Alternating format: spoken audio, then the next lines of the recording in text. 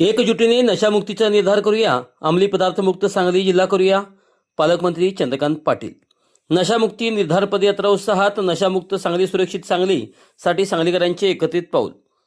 दहशतवाद, नक्षलवाद आणि व्यसनवादाचे निर्मूलन हेच केंद्र व राज्य शासनाचे ध्येय आहे. तरुणाईला अंमली पदार्थाच्या वेख्यात ओढणाऱ्या देशद्रोह्यांचे मनसुबे उधळून लावणे व भावी पिढी सुरक्षित ठेवणे हेच मुख्यमंत्री देवेंद्र फडणवीस व राज्य शासनाचे सर्वोच्च प्राधान्य आहे. त्याचप्रमाणे प्रत्येक सांगलीकर नागरिकाने एकजुटीने नशामुक्तीचा निर्धार करूया व अंमली पदार्थ मुक्त सांगली जिल्हा करूया हा संकल्प करावा, असे आवाहन राज्याचे उच्च व तंत्रशिक्षण संसदीय कार्यमंत्री तथा सांगली जिल्ह्याचे पालकमंत्री चंद्रकांत पाटील यांनी आज केले. अंमली पदार्थ मुक्त सांगली जिल्हा अभियानांतर्गत नशामुक्त निर्धार पदयात्रेच्या सांगतेनंतर आयोजित कार्यक्रमाच्या अध्यक्षस्थानावरून ते बोलत होते.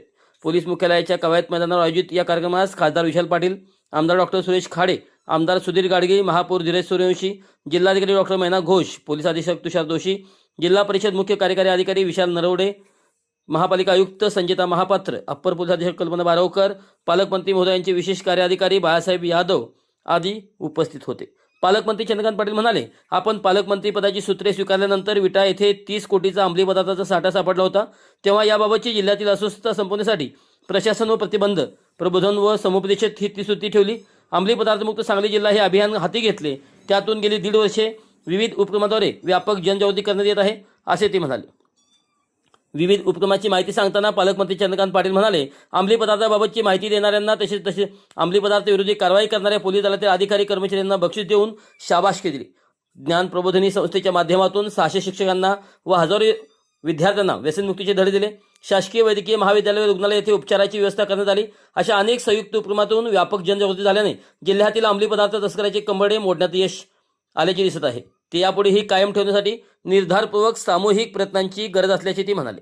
पालकमंत्री चंद्रकांत पाटील म्हणाले, निराशा व रिकामीपणापासून व्यसन लागते. त्यामुळे विद्यार्थ्यांना संगीत, नृत्य, अभिनय या तसेच लाठीकाठीचे प्रशिक्षण देण्यासाठी शिक्षकांनी पुढाकार घ्यावा. त्यासाठी येणाऱ्या सर्व खर्चाची तरतूद करू, असेही ते म्हणाले. प्रास्ताविक पोलीस अधीक्षक तुषार दोशी यांनी केले. यावेळी पोस्टर स्पर्धेतील विजेत्यांना पालकमंत्री चंद्रकांत पाटील यांच्या हस्ते बक्षीस वितरण करण्यात आले. नशामुक्त सांगली एकत्रित पाऊल निरोगी भविष्य या अभियानांतर्गत पालकमंत्री चंद्रकांत पाटील यांच्या संकल्पनेतून आयोजित नशामुक्ती निर्धार पदयात्रेला सांगलीकरांचा उत्स्फूर्त प्रतिसाद मिळाला. हातात नशाविरोधी संदेश देणारे फलक, ओठावर जनजागृतीच्या घोषणा आणि मनात नशामुक्त समाजाचा निर्धार घेऊन पदयात्रेत सहभागी झालेल्यांचे पाऊल पडत होते. पदयात्रेनंतर मुख्यमंत्री देवेंद्र फडणवीस यांनी ध्वनिफितीद्वारे दिलेली अंमली पदार्थाविरोधातील शपथ घेत उपस्थितांनी नशामुक्त सांगलीचा सामूहिक संकल्प केला. राष्ट्रगीत व राजगीताने कार्यक्रमाची सांगता झाली.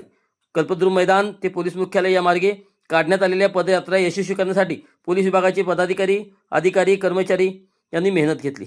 पदयात्रेत स्थानिक लोकप्रतिनिधी, पदाधिकारी, विविध शासकीय विभागाचे अधिकारी, कर्मचारी, पोलीस दल, विद्यार्थी, युवक युवती, महिला, सामाजिक संस्था, स्वयंसेवी संस्था तसेच नागरिक मोठ्या संख्येने सहभागी झाले.